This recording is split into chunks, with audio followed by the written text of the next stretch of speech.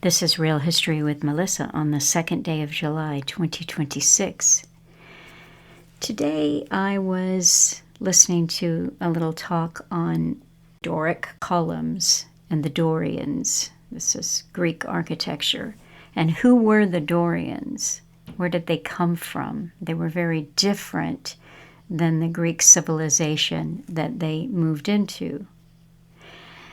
And started looking around and, what was going on at that point in history.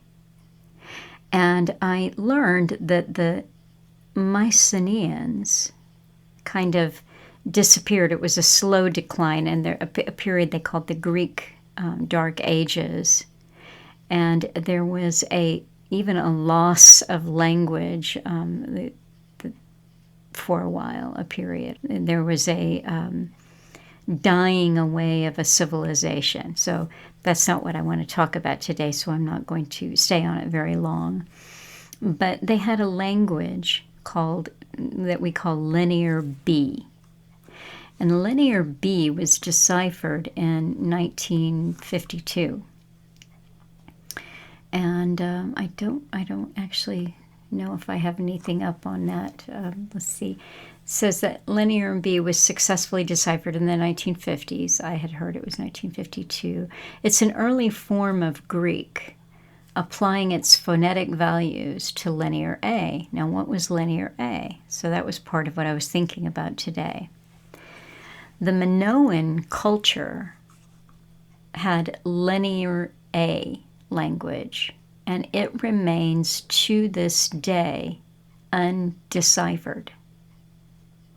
It is not identified as being any language in any known language family, including Indo-European. So it's just, that's kind of fascinating. It's a language they don't know really anything about. It's got quite interesting hieroglyphics or symbols. So this was used by the Minoans of Crete from 1800 BC to 1450 BC. And Linear A was the primary script used in palace and religious writings of the Minoan civilization. And then it was adapted into Linear B, and that was used by the Mycenaeans, and they wrote an early form of Greek. So you can look at Linear A in Wiki. I'll put a link on there. It's very interesting to look at, but nobody has deciphered it. Therefore, there are lots of things that could possibly be uncovered about Minoan civilization, but they have not uncovered them. The mysterious disappearance of the Minoan civilization, theories and facts. The disappearance of the Minoans, one of the most prominent civilizations of Bronze Age Mediterranean, is shrouded in mystery. What happened to them? They were a rich and relatively advanced seafaring nation who primarily lived on Bronze Age Crete. They had colonies on several of the Aegean islands and even parts of the continent, such as the Anatolia. Their apparently sudden and mysterious disappearance has been the source of debate for many decades. One popular theory connects their downfall to the eruption of the volcano on Thera, also known as Santorini. This supposedly weakened the Minoans so much that the Mycenaean Greeks attacked and conquered them. But the evidence doesn't show that. It goes on. I'll post that if you're interested. It shows that the two events, them being subsequently conquered by the Mycenaeans and the eruption of this volcano, were actually quite far apart. And most historians that I have read or listened to don't really have an answer as to how this very advanced civilization just disappeared or ended abruptly, is one way of putting it. Now, why was I thinking about this today? Gosh, heaven only knows. But I think, no, actually I do know, I remember. I was I had every intention of watching a video that I found on YouTube about Freemasonic influence in the architecture of Washington, D.C. And I wanted to skip an ad, and I accidentally didn't skip the ad, but skipped over to the next video in the queue, evidently.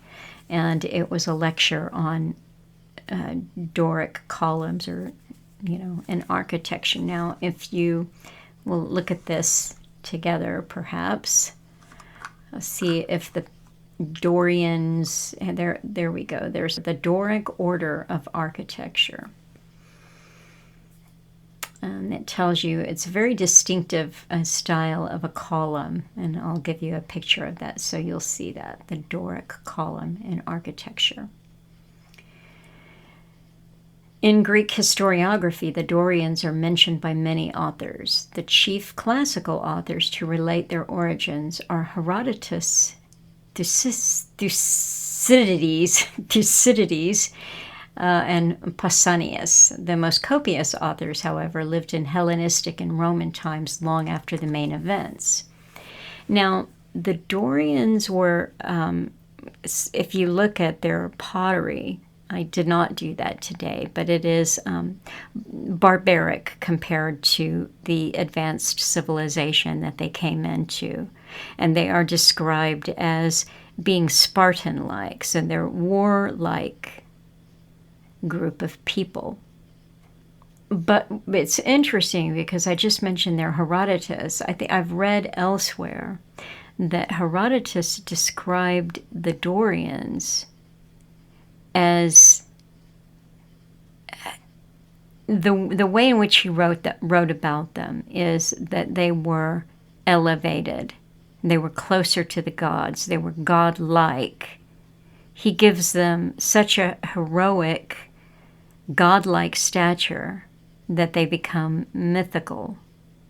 That's how he describes their arrival onto the scene. And in a way, it kind of factors into other things that I've been thinking about. So I will hold that thought for a moment and then tell you why I was looking at videos about the Freemasonic influence in architecture in Washington, D.C. And that is because on the 4th of July, it's Independence Day in the United States. And it is also the 250th anniversary of the United States of America. So 1776 to 2026. And they've been making a big deal of it for a while.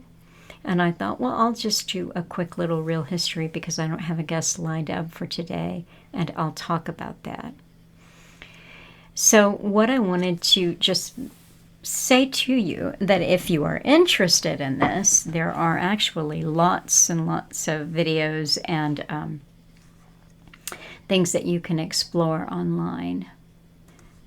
Now, I'm not sure that that this documentary this came out in probably about 20 years ago. I'm not sure that it is available for free viewing anywhere.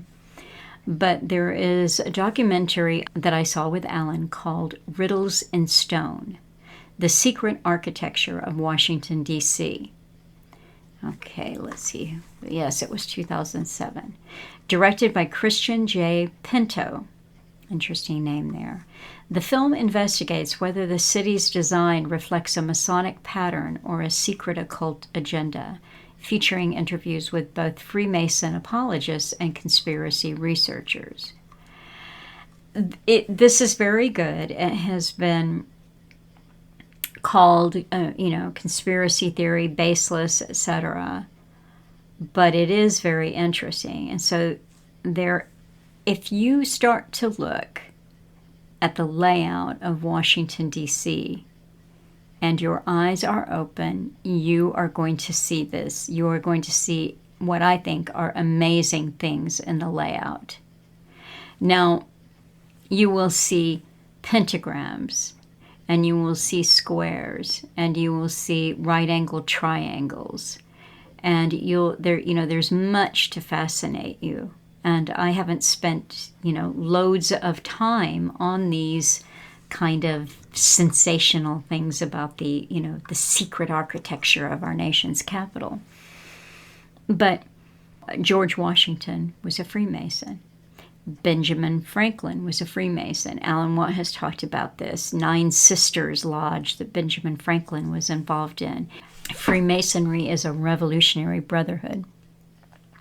So it makes so much sense that Benjamin Franklin was involved in the French Revolution. He was over there in the nights doing lodge business, lived for years there, and then came over to the U.S. And, so he's a back and forth kind of guy. I wonder if he was a gray man.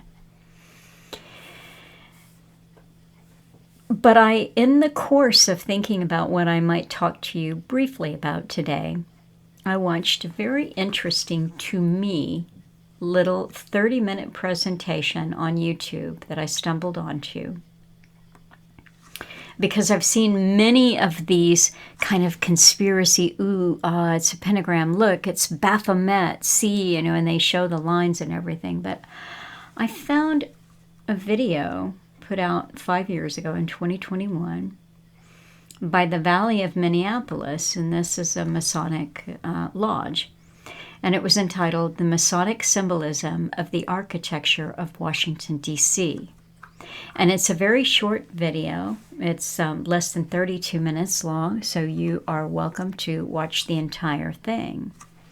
They point out some things that I had not seen pointed out to me in any writing or video or expose on YouTube ever, and I just found it quite fascinating. At the beginning of the video, they were welcoming the brothers to this meeting. They were saying what they were doing, and they said, this is a non-tiled meeting, so conduct yourselves accordingly. Now you'll see there's a slide there, and they have misspelled that word. But in Freemasonry, you have a tiler. So the term tiler, T-Y-L-E-R or T-I-L-E-R, in Masonry is derived from the operative Masonry trade of a tiler. That's a craftsman who lays tiles or shingles to cover and protect a building from the elements. The word tile originates from the Latin tegula, meaning to cover, which metaphorically extends to the Masonic officer's duty to cover or safeguard the lodge's secrets and proceedings from unauthorized intrusion. The spelling Tyler, T-Y-L-E-R, is an archaic form of T-I-L-E-R, adopted by Freemasonry for its antiquity. Now, they sometimes show the tiler standing guard like a sergeant, guarding the door with a sword. He's protecting the sanctity of the rituals and protecting the door to the lodge from Cowans. These are uninitiated persons.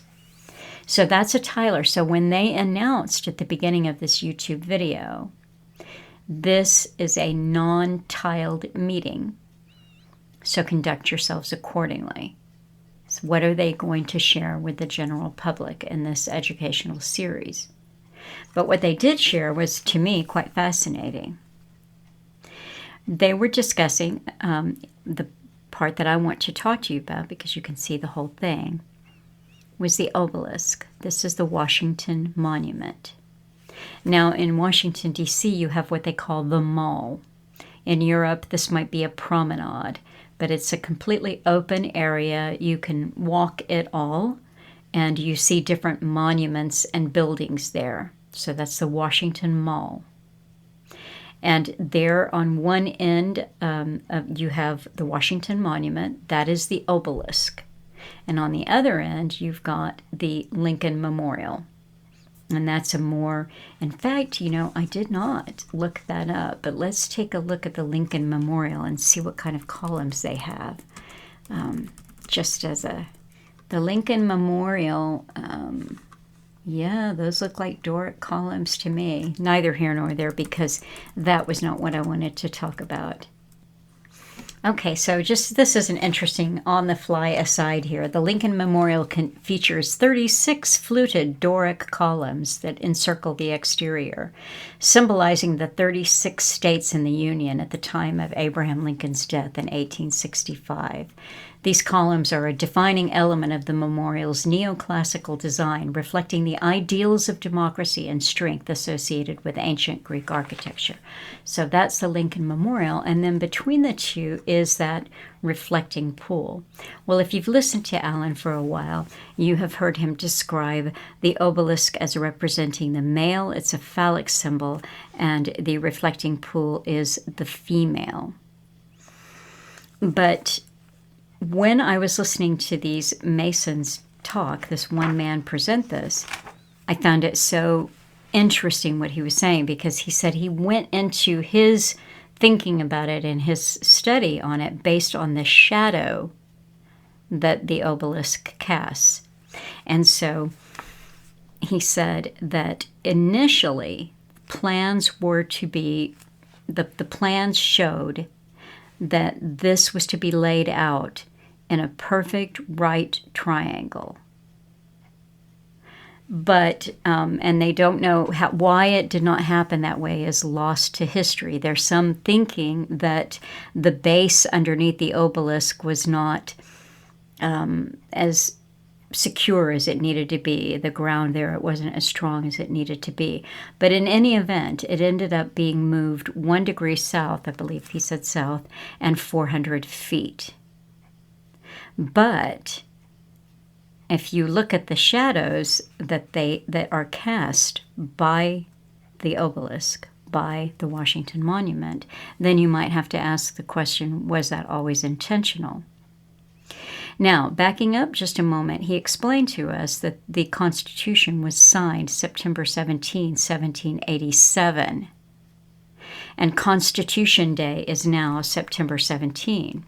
But he said, on any Constitution Day at about 6:43 p.m. in the evening, you will see the sun directly overhead at the top of the obelisk, at the top of the Washington Monument. Just an interesting thing there.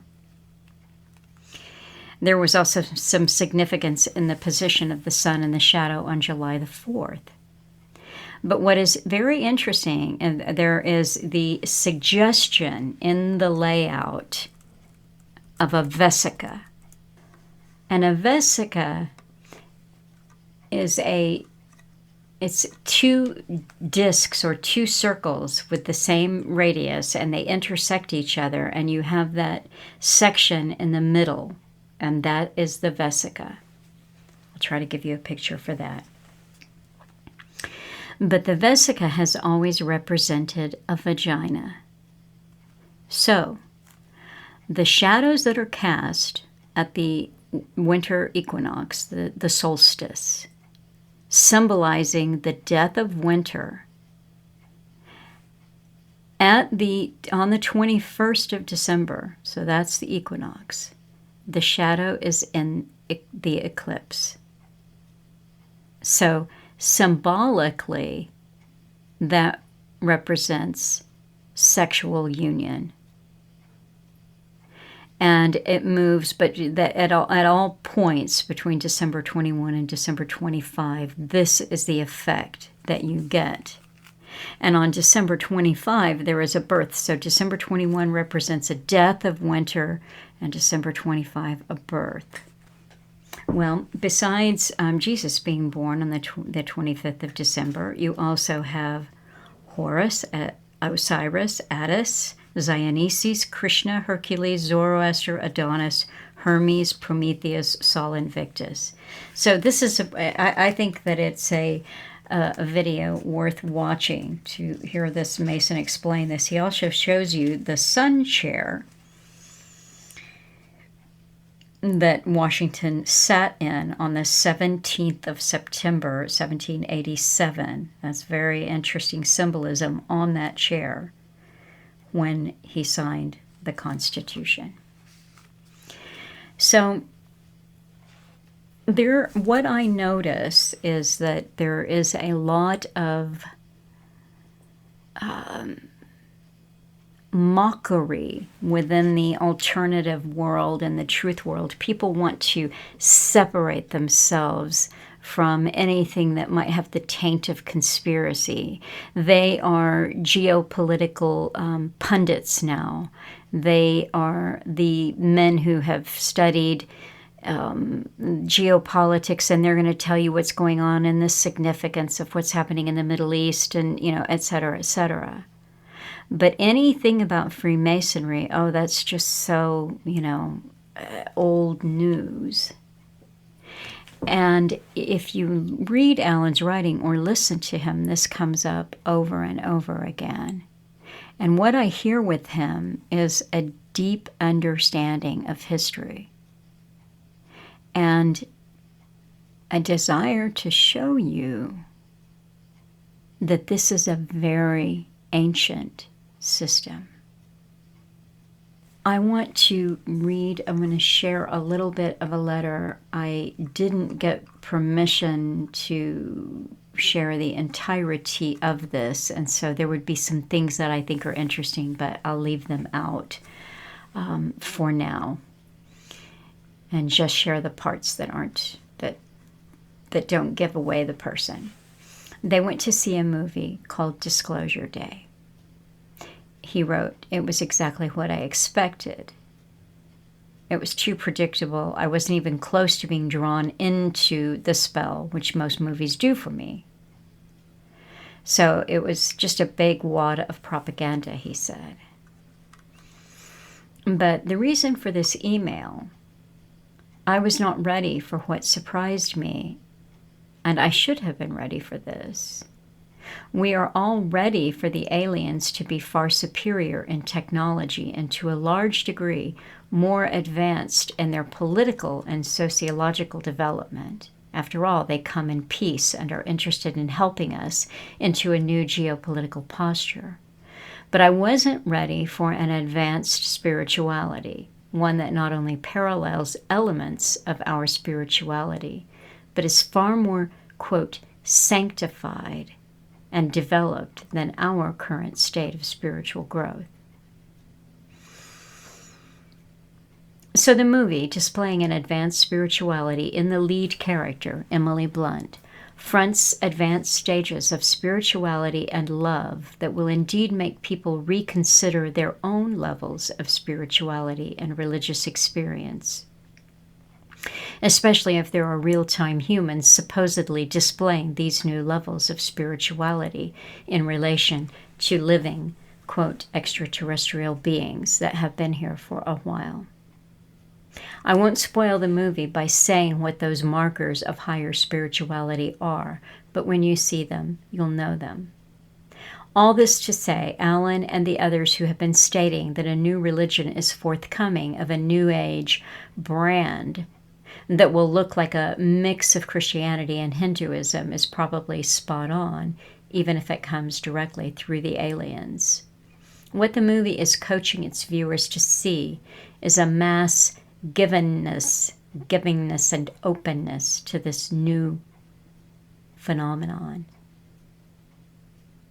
Everything you experience in the movie and hear about the subject encourages this mass wonder that will unlock a new path for us all. It makes me wonder if there is already a sequel in production about how the technological enhancements of the aliens have suggested might be useful to humanity in expanding our rise in spiritual and rational growth. I think that's interesting. Earlier today, I was looking on the bookshelf at one of Alan's books, and I'm going to name a name here because Alan has named a name before, and there's one thing I think. Some of these types of books that are on my bookshelf that were Alan's books were books that were sent to him. And I continue to get this type of book sent to me from time to time, but it will be people who are out there now And they're talking now about what's going on in the world, and they present themselves as truthers or alternative, saying who's doing this agenda, calling it out, and so forth. But there's always the twist and the spin. And the book that I saw on the shelf, and I just kind of pulled it down, and I read the back end of it. It was written by David Icke, and I believe it was entitled Children of the Matrix. On the back of the book, it described that there was an interdimensional beings, an interdimensional race that has controlled the planet for thousands of years and still does. This is not the way that Alan presented history. His deep reading and deep understanding shows a deviant priesthood down through time. He's in his Cutting Through books written about them as troglodytes. Do they have what appears to be advanced civilization, advanced technology, advanced everything? And that could even include spirituality that they bring down to the barbarians who need to know how to grow a crop or whatever from whatever catastrophe they are recovering from in that cycle. Yes. But he's describing people, men, brotherhoods, priesthoods of men. And I believe that the mockery of Freemasonry, the mockery of this is just silly conspiracy thinking, level, whatever, basis level of conspiracy thinking, that mockery goes on now out there. Oh, let's not talk about that. It's just not cool. I believe that that's part of it, just as I believe that David Icke and others like him were seeding for their time. And Icke is still on the go, but he had a heyday. These ideas. Now who are they? Now what is it? Well, there certainly are a lot of DJs who've had some mind-altering experiences and little rave parties that are all of a sudden coming out and talking about truth. There's elemental gatherings and, people talking about biofields and you can dance. And it's good because you are purifying your pineal gland. Sorry.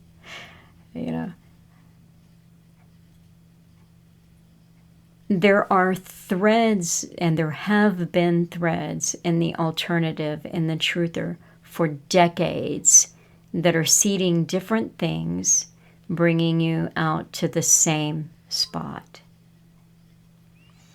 It's just interesting. It's interesting the times we live in, but we have to be very careful because there is no such thing as an advanced spirituality. There is you and what work you are willing to do on yourself, and where does that take you? Because as Alan Watts said, you are the microcosm for the macrocosm. So they're interesting times, but I think they're dangerous times. Now, I was thinking about my pace, and I'm just going to say something that next week there will not be a real history. I'm just going to take the week off. I have mentioned that to the usual second Thursday would be Neil Foster, and I said I'm just taking the time off. And I think going forward, I will be from time to time taking a week off here or there. It's not going to be on a regular basis, but I think part of it is my own process, kind of where I am and what I'm thinking is important for me. I was reflecting on some of the work that I have done this year and how much preparation I've done for some of the real histories that I've done. And so I was just thinking about books I've read this year And it's quite a little handful where I read a book to prepare to do a real history. And then I was thinking about what I've done with Nick Hayes from Hayes Reviews. And I thought, well, just as an exercise, let's count up the books that you and Nick have read together and discussed. And lo and behold, there are 10 sci-fi books. But there are 10 sci-fi books that were spread across 15 different installments. And I did 3 extras there. I did the reading of the audio book of the Julian and Thomas Huxley's Ethics, Evolution and Ethics, and there was another standalone episode that I did, so it's quite a bit of preparation. We've covered Inverted World, A Scanner Darkly, Brave New World Revisited, Animal Farm, the 3 books from the C.S. Lewis Space Trilogy, Snow Crash, So, like I said, 10 novels and 15 episodes just there. Then I almost got all the way through the huge Dom Watterson book from Sheep Farm Traders. I read Brains and Bioethics to prepare to talk to James Giordano. The Perfect Holocaust, great book, Chris Fogarty. Callous Disregard, that was the Wakefield book in preparation for talking to Paula, the mother of child number 4, in that study. And that doesn't, that leaves aside research that I've done into permaculture or bioinformatics or any number of things in preparing for it. And so, as I say, I've been thinking deeply about my time and also where I spend that time and energy. And earlier today, I was flipping through a notebook of Alan's, and I saw, drawings. He had the pyramid and the capstone, and like drawings and lines of poetry and breaking down words and playing with numbers. And I thought, goodness, I've read, all of these books in preparation for different real histories, and I have so much more of Alan's work to uncover. So that's part of it, and part of it is just a feeling that I've had lately for months now, really, that I've become a sort of a slave to time and never having enough of it. And I received an email from a German listener a few weeks ago, maybe a month and a half ago, and she didn't want to tell me what the book was about, but she asked me if I had ever read a children's story called Momo. And I hope I get the pronunciation of the author right, but it's Michael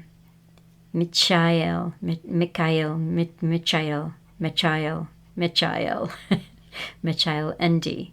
Ende. I know I didn't do it right.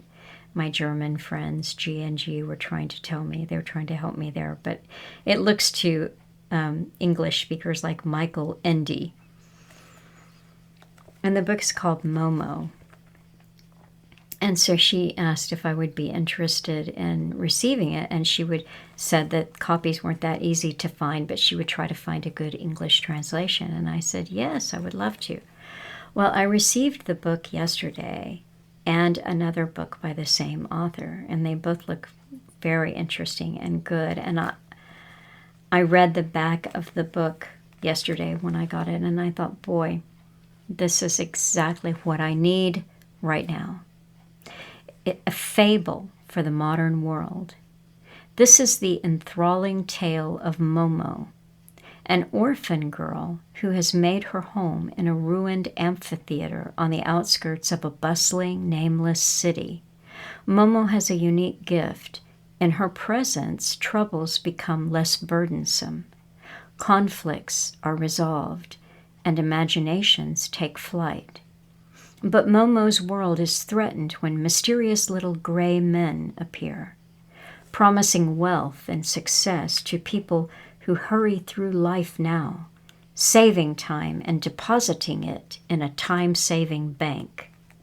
Realizing that all that is precious, life itself, is at risk, Momo sets out on a perilous mission to defeat the men in gray.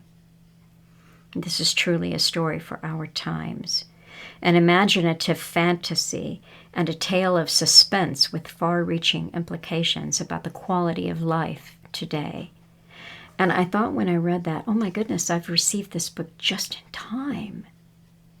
Because I had been saying to myself, you just need to manage your time better. You need to track your time better. You need to be more efficient. In other words, oil yourself, machine.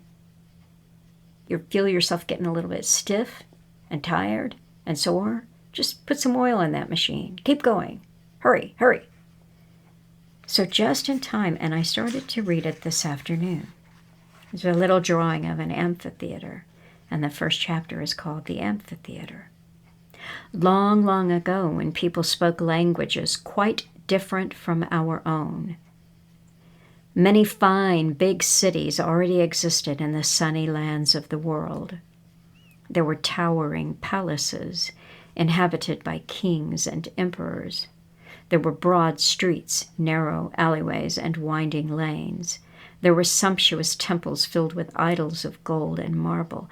There were busy markets selling wares from all over the world. And there were handsome, spacious squares where people gathered to discuss the latest news and make speeches or listen to them. Last but not least, there were theaters, or more properly, amphitheaters. An amphitheater resembled a modern circus, except that it was built entirely of stone. Seats for spectators were arranged in tiers, one above the other, like steps lining the crater of a man-made volcano. Many such buildings were circular, others semicircular, others oval. Some amphitheaters were as big as football stadiums. Others could hold no more than a few hundred people. Some were resplendent with columns and statues. Others plain and unadorned. Having no roofs, amphitheaters were open to the sky.